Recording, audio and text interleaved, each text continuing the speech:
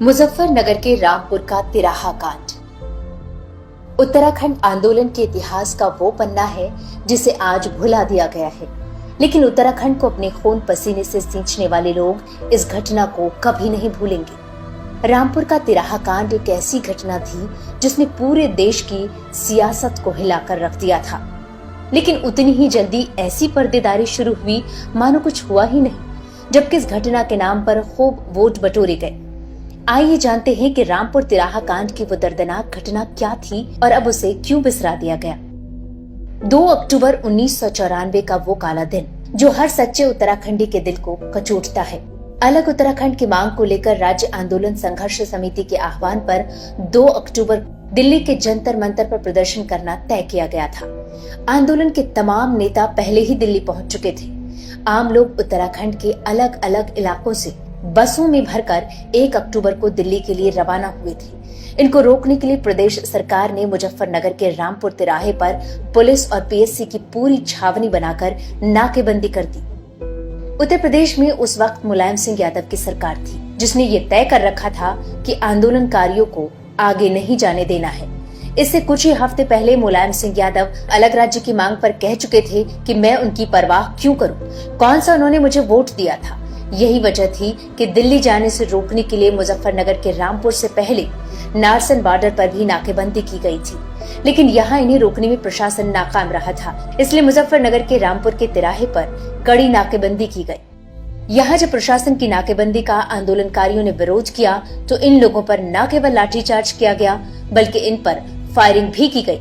यही नहीं, तमाम आंदोलनकारियों का दावा है कि आंदोलन में शामिल महिलाओं के साथ रेप भी हुए। आंदोलनकारियों का कहना है कि वर्दी के अलावा सादी वर्दी में मौजूद लोगों ने आंदोलनकारियों के साथ हिंसा की, जिसमें 6 लोगों की मौके पर मौत हो गई। तमाम लोग जख्मी हो गए। आंदोलनकारियों को दौड़ा दौड़ा कर पीटा गया। बर्बरता को छुपाने के लिए लाशों को खेतों में दबा दिया गया।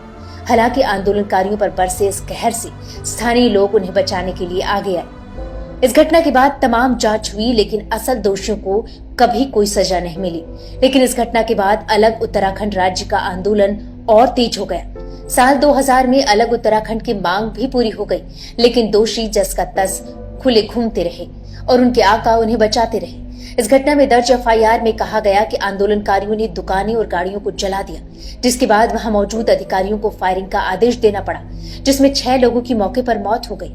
इसके बाद साल 1995 में इलाहाबाद हाई कोर्ट के आदेश पर इस घटना की सीबीआई जांच का आदेश दिया गया, जिसके बाद 28 पुलिसकर्मियों पर बलात्कार, डकैती, महिलाओं से बदसलूकी, हिंसा और महिलाओं के साथ सार्वजनिक रूप से अभद्रता के केस दर्ज हुए। तत्कालीन मुख्यमंत्री मुलायम सिंह यादव ने इस घटना की जांच रिटायर्ड जस्टिस जहीर हसन से करवाई। इस जांच रिपोर्ट में कहा गया कि मौके की नजाकत को देखते हुए बल प्रयोग किया गया, जो बिल्कुल सही था। यहाँ रबर बुलेट फायर किए गए, जिससे अनावश्यक रूप से कुछ प्रदर्शनकारियों की मौत हो गई। साल 2003 में उत्तराखंड हाई कोर्ट ने 1994 के मुजफ्फरनगर डीएम अनंत कुमार सिंह को नामजद किया और जनता पर गोली चलाने का दोषी मानते हुए एक पुलिस वाले को 7 साल और 2 पुलिस वालों को 2 साल की सजा सुनाई। 2007 में सीबीआई कोर्ट ने एसपी राजेंद्र पाल सिंह को बरी कर दिया। इसमें उस वक्त की उत्तर प्रदेश सरकार का पूरा सहयोग मिला। वहीं उत्तराखंड के बनने के बाद सत्ता में आए लोगों ने इंसाफ दिलाने की बातें तो खूब कही, लेकिन किया कुछ भी नहीं।